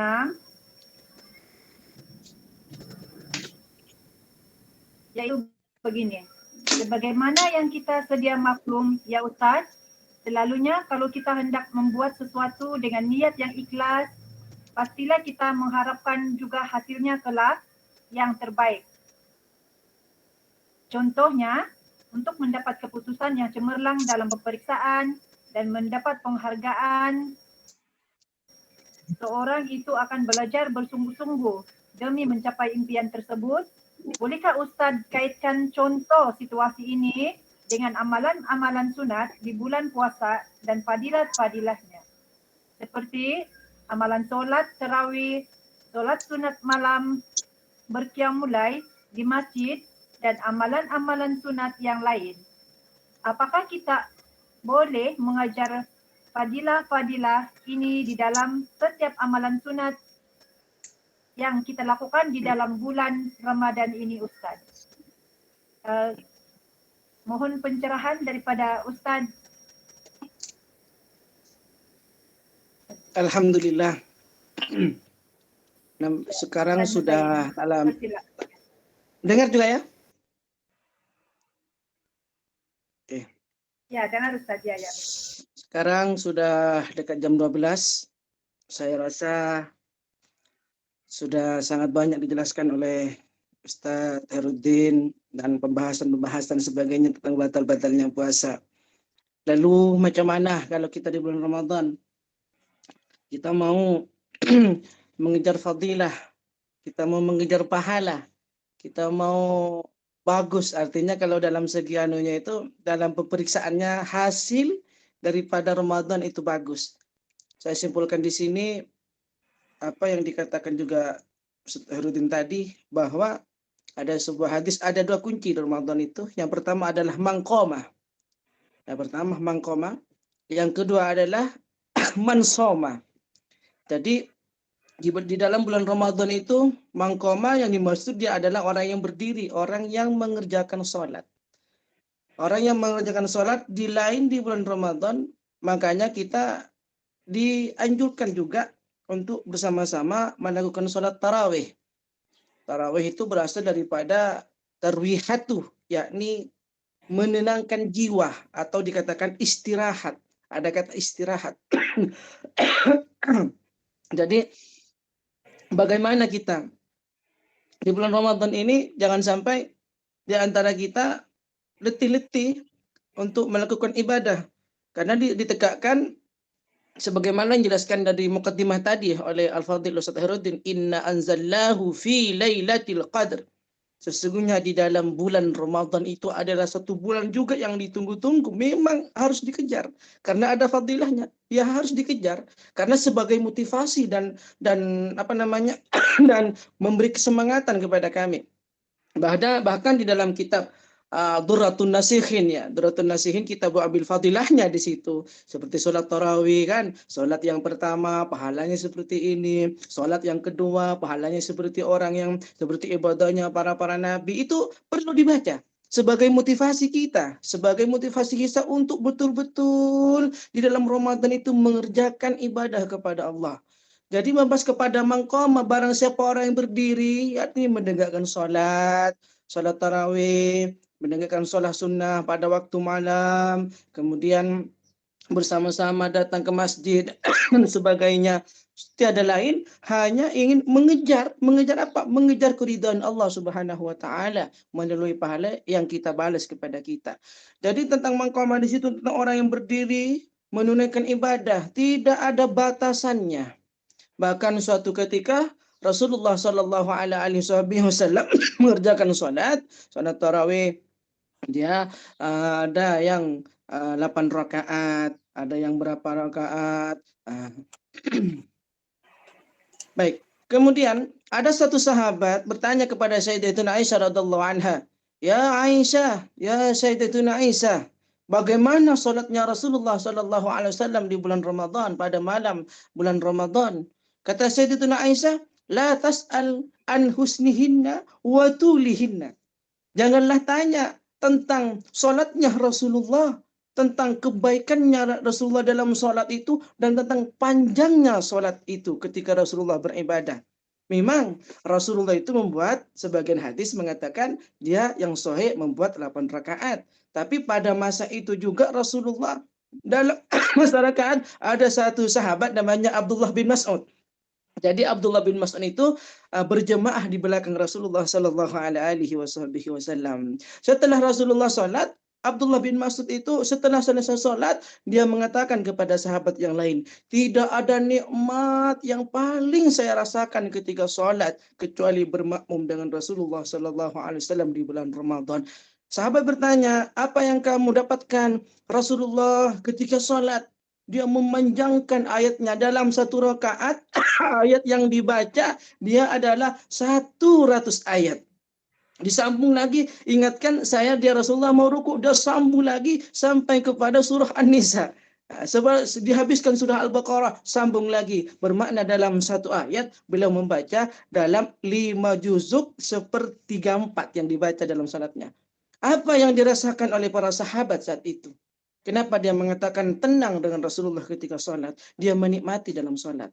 Dia berpelan-pelan ketika Rasulullah sampai kepada ayat rindukan surga, dia berhenti sejenak berdoa kepada Allah.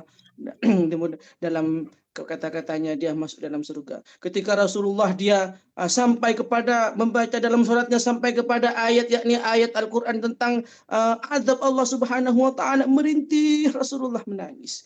Ya ayyuhalladzina, ketika sampaikan contoh ya ayyuhalladzina amanu tubu ilallahi taubatan nasuha asa rabbukum ayyukaffir ankum sayiatikum wa yadkhilakum jannatin tajri min tahtiha al-anhar yauma la ilaha illa. Rasulullah itu menangis dalam sholatnya. Rasulullah itu dalam sholat tarawih betul-betul menghayati. Hatinya betul-betul ingat kepada Allah, betul-betul menghayati daripada ayat itu. Sehingga sahabat di belakang juga tak terasa. Yang Rasulullah berdiri begitu panjang. Makanya dikatakan oleh Sayyidatina Aisyah, wa tulihinna, memanjangkan kepada ayat tersebut. Sampai kepada 5 juzuk, subhanallah. Coba kita bayangkan ya. Saya dulu saja masa di Masjid Bandaraya di sana bertugas. 1 juzuk sudah di belakang jamaahnya hilang sudah. Jamaahnya hilang 1 juzuk. Apalagi sampai 5 juzuk. Itulah begitu Rasulullah memberikan contoh. Rasulullah sudah maksum, Rasulullah ada jaminan surga. Tapi kenapa Rasulullah di bulan Ramadan begitu panjangnya dalam salatnya, begitu sudah tidak terkira dalam salatnya, sampai ayat yang dibaca pun beliau sampai kepada 5 juzuk lebih. Karena ingin memberi contoh kepada kita, yang apalagi kita belum ada jaminan surga, mengaji pun tak lancar dan sebagainya kan. Macam saya lagi macam dhaif dan sebagainya. Tapi bila kita melihat kepada amalan-amalan Rasulullah di bulan Ramadan, bahwa dikatakan apa yang kata tadi, tarwihatu, menenangkan, mengistirahatkan jiwa, menenangkan jiwa kita, hati kita, sehingga kita nanti bisa bisa mendapat ridha Allah Subhanahu wa taala di bulan Ramadan. Silahkan dikejar itu fadilah. Kita tahu kefadilan, kita kejar, berebut. Apalagi nanti di bulan Ramadan kita ingin menghadapi nuzul Quran, kemudian Lailatul Qadar. Jangan cuman diam saja. Pada waktu-waktu itu sebagian ulama mengatakan hari-hari ganjil dan sebagainya. Tapi sebenarnya janganlah tunggu qiyamul lail baru kita rajin pergi masjid nak salat tahajud. Masuk saja bulan Ramadan sudah kita niat. Kita niat sudah, saya selepas salat tarawih nanti di masjid saya ambil 20 rakaat kah, ada yang 8 rakaat lah. Saya balik ke rumah, saya tidur sekejap, nanti saya bangun lagi, saya buka Al-Quran, saya sholat sunat taubah. Itu yang memang luar biasa. Tapi setelah saya sahabat Sayyidina Umar, lalu yang begitu panjang dipendekkan lagi ayat-ayatnya, jadilah 20 rakaat. Itu tidak masalah, tidak ada permasalahan dalam bab itu. Yang penting kita macam mana supaya kita nanti mengejar fadilah yang dalam bulan Ramadan itu, meniatkan diri tambah dekat dengan Allah, dan kita mengikut sunnah-sunnah Rasulullah sallallahu alaihi wasallam. Jadi Rasulullah yang diperbuat di bulan Ramadan itu dalam solatnya memanjangkan kepada solatnya, yaitu mangqama, pada saya berdiri betul-betul berusaha. Yang kemudian mansoma ada 2 kan, mansoma orang yang berpuasa pada siang harinya, dia menahan apa yang saya katakan tadi, yang bahwa puasa itu ada beberapa tingkatan-tingkatan menurut Al-Imam Al-Ghazali. Demikian daripada saya, sudah jam 12 lebih, dan juga saya ucapkan kepada Tuan Presiden dan moderator kita. Nampaknya saya belum nampak kenal betul ya. Tapi dulu sudah masuk Tarat Afitra sempat dengan saya ya. Puan Siti Misliani. Iya Ustaz. Sempat Kami ya, juga dengan sempat Ustaz ya. tuh. Oh, sempat ya. Alhamdulillah. Alhamdulillah Terima sudah, kasih Ustaz. juga Ustaz. Ya. Ustaz Heruddin ilmunya kepada saya berkongsi pada hari ini, dan kita yang diperbuat ini semata-mata saya ucapkan bukan untuk tuan-tuan, tapi semata-mata untuk saya sendiri. Bagaimana rohani kita di bulan Ramadan? Jangan lupa satu doa yang diajarkan oleh Rasulullah, Allahumma inna na'udzubika minal hammi wal hazan. Kalau ramai orang, kalau sendirian, Allahumma inni a'udzubika minal hammi wal hazan wa a'udzubika minal ajzi wal kasal. Itu meminta kepada Allah supaya tidak malas. Sebab satu saja dalam Ramadan ini yang paling mendatangkan kita malas apa? Mengantuk. Bila mengantuk, sudah tidak mau sudah beribadah karena sudah mengantuk. Itu kita jaga. Apa yang dikatakan tadi? 3 perkara dalam berpuasa. I'dadul quwwah, jaga kekuatan vitamin kita, kurma kita, kesehatan kita. Apa yang dikatakan Ustaz Khairudin tadi kan? I'dadul quwwah, jaga kekuatan kita, kesehatan kita. Ketika kita sakit, nanti sudah sibuk. Makanya jadi itu, kalau makan di bulan Ramadan jangan terlalu mau makan pedas-pedas. Nanti sakit perut. Demikian daripada saya. Mungkin saya serahkan kepada moderator. Terima kasih banyak waktunya. Insya Allah tak sabar sudah mau masuk kelas seperti biasa. Rindu sudah sama Tuan Johari semua. Sama Ustaz Heruddin. Kepada saya, Assalamualaikum warahmatullahi wabarakatuh. Dikembalikan kepada moderator.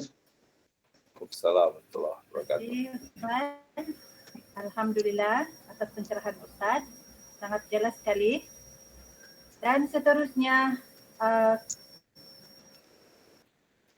masa amat mencemburukan keempat, yaitu penggulungan tajuk. Dan kita persilakan Al-Fadhil Ustadz Khairuddin dulu untuk menggulung tajuk kita. Dipersilakan Ustadz. Assalamualaikum warahmatullahi wabarakatuh. Saya terus saja. Kurang lebih 7 juta manusia hari ini dan kurang lebih 2 juta yang Islam, yang Muslim. Salah satu di antara yang dapat hidayah adalah kita ini.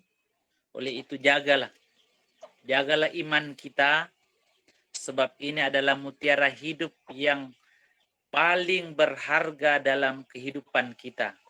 Tiada yang lebih daripada nikmat iman, nikmat hidayah daripada Allah Subhanahu wa ta'ala. Salah satu di antara wadah tempat untuk menjernihkan iman ini adalah datangnya Ramadan. Sekali dalam setahun dengan amaliyah Ramadan yang kita sebutkan tadi untuk membentuk kita manusia bertakwa. Di dalam Ramadan satu amalan sunat macam amalan wajib di luar Ramadan dan akan dilipat gandakan menjadi 70 kali ganda pahalanya. Ada sunat khas, yaitu mangqama yang disebutkan oleh Ustaz tadi. Dirikan sembahyang yang qama itu, sholat tarawih itu, sebab ini cuma ada di dalam bulan Ramadan. Oke.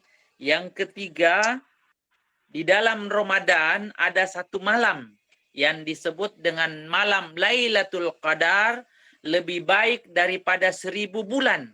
Sesiapa yang melakukan amal di malam tersebut, sama ada baca Quran, sama ada berzikir, sama ada sedekah, pahalanya umpama bersedekah, umpama berzikir, umpama sembahyang lebih daripada 1000 bulan.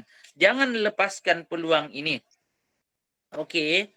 Di dalam bulan Ramadan, sekali lagi saya sebut, datang Ramadan, pintu surga dibuka lebar, oleh itu beramallah untuk melebarkan pintu untuk memasuki surga Allah Subhanahu wa taala, dan seterusnya pintu neraka ditutup. Jangan biarkan pintu-pintu dalam diri kita dimasuki oleh syaitan, sebab seharusnya sudah dikunci dan neraka sudah dikunci. Jadi jangan biarkan pengaruh daripada manusia untuk menjadikan kita membuka pintu neraka untuk diri kita. Dan yang terakhir sekali, perbanyakkan bagi yang uzur, perbanyakkan bersedekah, bagi makan orang yang berpuasa, zikir-zikir, berdoa, itu semua adalah amalan-amalan yang sangat besar pahalanya di sisi Allah Subhanahu wa taala. Semoga dengan Ramadan tahun ini membawa kita, menjadikan kita manusia bertakwa yang sememangnya kita impikan bersama, yang sememangnya kita mau bersama, agar kita kembali berjumpa dengan Allah Subhanahu wa taala seperti yang disebutkan oleh Ustaz tadi. Irji'i ila rabbiki radiyatan mardiyah fadkhuli fi ibadi wadkhuli jannati. Kembali masuk ke dalam golongan hamba-hamba Allah Subhanahu wa taala dan dipersilahkan untuk masuk ke dalam syurganya. Itu sahaja yang boleh saya sampaikan. Lebih dan kurangnya adalah dari saya sendiri, keterbatasan saya sebagai manusia biasa, dan yang lebih dan yang baik itu semuanya daripada Allah Subhanahu wa taala. Wallahu a'lam billahi taufiq wa hidayah. Wassalamualaikum warahmatullahi wabarakatuh. Waalaikumsalam Ustaz. Terima kasih atas pencerahan Ustaz. Alhamdulillah kita sampai pada pusingan yang terakhir, yaitu kita ingin mengajukan soalan daripada pelajar. Yang pertama di sini,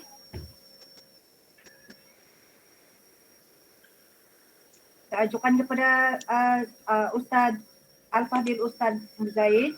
Soalannya begini, Ustadz. Apakah hukumnya seorang wanita sholat berjamaah di masjid?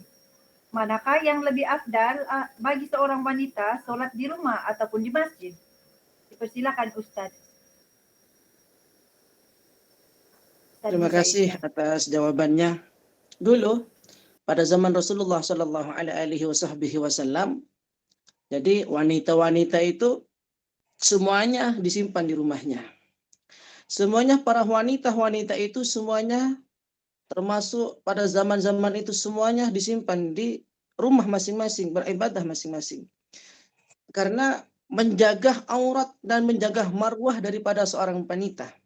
Makanya dikatakan sebuah maqal al-mar'atu tamna'ul maram, bahwa perempuan itu bisa mencegah kepada cita-cita. Dalam konteks ini bukan bermaksud bermakna perempuan menjaga cita-cita, tapi ada definisi lain yang dijelaskan. Saya simpulkan bahwa mana utama, sholat di rumah dengan sholat di masjid. Dalam hadis yang lain Rasulullah Sallallahu Alaihi Wasallam melihat dan kondisi dan keadaan. Sekiranya keadaan itu tidak menimbulkan fitnah atau fitnah kepada orang lain, lebih baik di masjid. Kenapa? Karena di masjid itu bisa berjamaah, di situ boleh belajar bersama-sama. Lagian kalau masa sekarang masjid sudah ada tabir kan?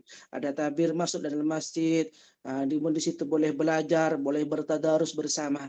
Jadi alangkah baiknya sekiranya dapat perempuan itu lebih baik datang ke masjid dan tidak menimbulkan fitnah kepada orang lain. Oke, terima kasih.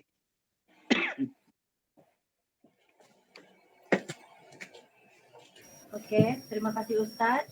Semoga soalan ini dapat dijawab dan mendapat pencerahan daripada Ustadz.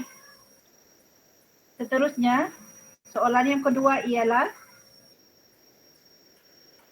begini soalannya Ustadz. Ada yang mengatakan wanita sholatnya di bilik yang gelap.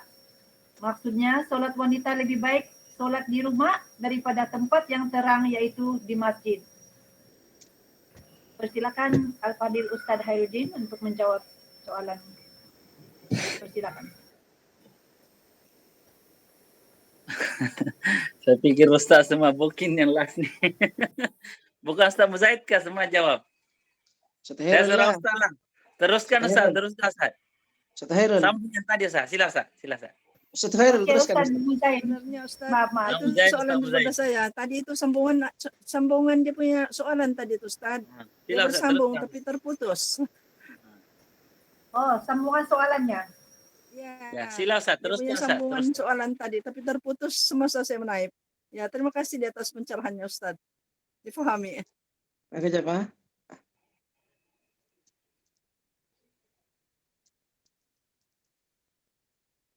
Macam mana soal? Lupa sudah saya. Macam mana soalannya itu ya? Ustaz, memang dia punya sambungan itu tadi. Sudah pun dijelaskan. Ya. Sambungannya begini Ustaz. Ada yang mengatakan wanita sholatnya di bilik yang gelap. Maksudnya sholat wanita lebih baik sholat di rumah daripada tempat yang terang, yaitu di masjid. Itu sambungan soalannya tadi Ustaz. Oh begitu. Iya. Ya seperti apa yang saya katakan tadi, bahwa kalau di segi daripada hukum madzhabul arba'ah atau imam-imam yang 4, dia khilaf di kalangan ulama. Khilaf di kalangan ulama karena melihat itu saya katakan melihat situasi dan kondisi. Sekiranya kondisinya itu tidak menimbulkan fitnah dan sebagainya, bahkan itu menambah kita untuk bersemangat beribadah di masjid. Tapi sekiranya menimbulkan fitnah, maka khilaf ulama itu diutamakan di rumah. Karena perempuan ini sebaik-baiknya ibadah memang di rumah. Tapi untuk masa keadaan sekarang, sebagian ulama juga menganjurkan untuk perempuan itu pergi ke masjid. Apalagi yang tua-tua kan, biasa sudah ada kawan-kawan, terbiasa bertadarus kan, biasa mengaji, kemudian biasa biasa murajaah, bercerita tentang agama di mana di masjid, ya tidak apa-apa. Tapi kalau mau jelasnya dalam dalil ini ada sebuah kitab saya bacakan tentang pertama mengatakan makruh seperti ulama mutaakhirin. Ulama mutaakhirin itu ulama-ulama yang akhir. Wanita salat berjamaah di masjid, ada yang mengatakan makruh. Kemudian wanita tua dan muda dengan alasan zaman telah rusak maka pergi ke masjid boleh membawa fitnah. Itu tak boleh, makruh. Kedua harus. Ada juga yang harus, khususnya wanita seperti ulama Imam Maliki ya kan, Al-Imam Malik, Al-Imam Syafi'i, dan Al-Imam Hambali dengan ahli hadis mengatakan begitu. Yang rajihnya adalah pendapat kedua karena dalil lebih kuat dan lebih jelas. Ibnu Qadim menyatakan dibolehkan bagi wanita menghadiri sholat berjamaah bersama laki-laki sebab para wanita dahulu telah sholat berjamaah bersama-sama Nabi Muhammad SAW. Gitu ya. Jadi sekiranya perlukan dalil nanti saya PM saja lah. Tapi sekelas jawaban seperti itulah. Khilaf di kalangan ulama, tapi kita ambil pendapat yang kedua. Macam mana? Boleh ke masjid karena pada zaman Rasulullah sudah ada wanita-wanita yang berangkat ke masjid. Tapi kalau sekarang saya kira tidak akan jadi fitnah lah. Contoh masjid bagi masjid negeri saya nampak kan perempuan-perempuan kan kita bertadarus, bagus, tidak masalah. Tidak jadi masalah. Kalau dengan suaminya pun aja ke masjid. Mari abang, sayangku, ke masjid kita tarawih. Daripada kita di rumah saja, mari kita ke masjid. Bilang abangnya, oh sayang, saya penat. Tak boleh penat-penat Ramadan. Ajak saja. Tapi yang terpenting minta izin sama suami. Lalu macam mana kalau suami tidak mengizinkan Ustaz? Itu masalah. Suami mengizinkan perkara yang tidak baik itu tak boleh. Suami yang bertanggung jawab di akhirat nanti. Oke. Ada mau pertanyaan lagi silakan. Boleh perempuan pergi masjid.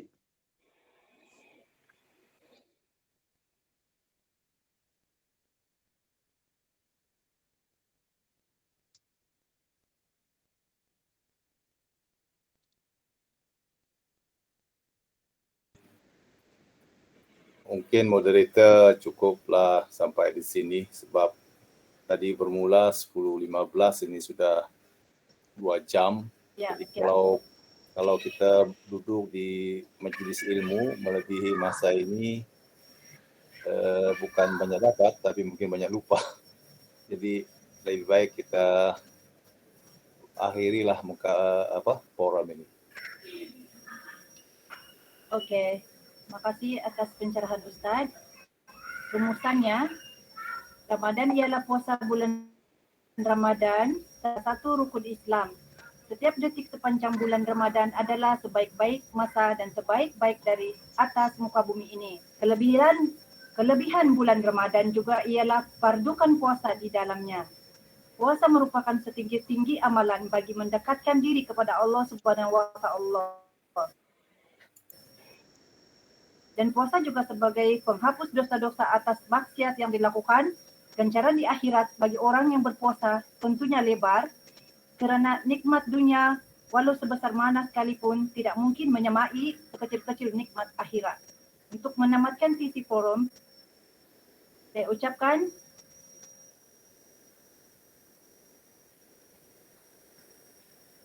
mohon kemaafan yang besar-besar kepada kepada semua ahli panel, kedua-dua ahli panel dan semua yang hadir pada hari ini. Semoga keselamatan, kesejahteraan dan keberkatan dan tercurahkan kepada kita semua.